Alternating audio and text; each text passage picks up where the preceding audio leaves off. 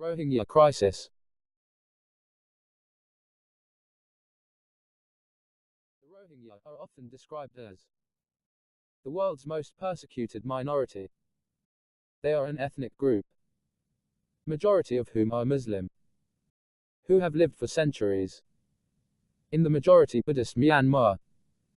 Currently, there are about 1.1 million Rohingya who live in the Southeast Asian country.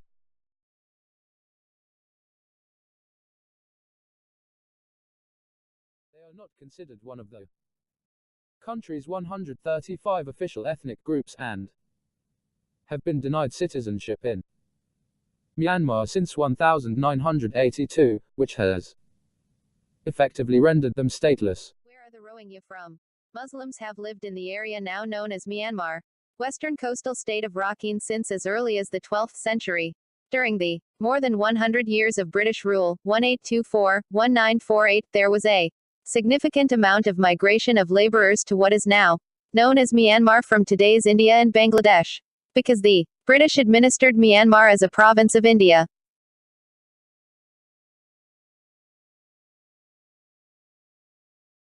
How and why are they being persecuted? And why aren't they recognized? After Myanmar's independence from the British in 1948, the Union Citizenship Act was passed, defining which ethnicities could gain citizenship. According to a 2015 report by the International Human Rights Clinic at Yale Law School, the Rohingya were not included. The Act, however, did allow those whose families had lived in Myanmar for at least 2 generations to apply for identity cards. After the 1962 military coup in Myanmar, things changed dramatically for the Rohingya.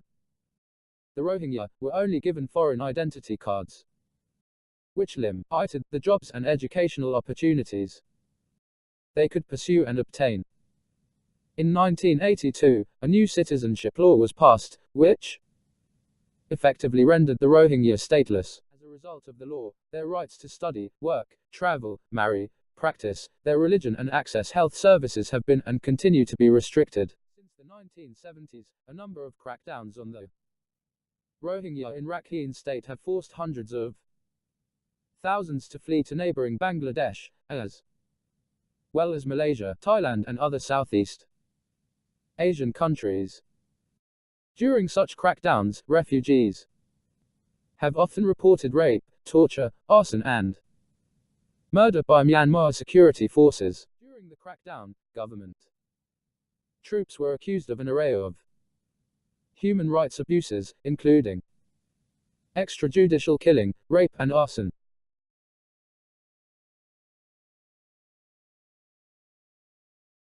Residents and activists have described scenes of troops firing indiscriminately at unarmed Rohingya men, women, and children.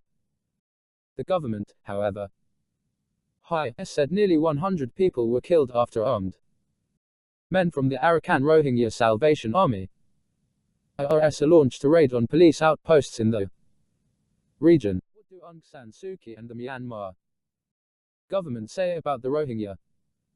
State Chancellor Aung San Suu Kyi, who is the de facto leader of Myanmar, has refused to really discuss the plight of the Rohingya. The Nobel Peace Prize laureate Aung San Suu Kyi and her government do not recognize the Rohingya as an ethnic group and have blamed violence in Rakhine and subsequent military crackdowns on those they call terrorists. Thank you for your valuable time. Comment, share, subscribe.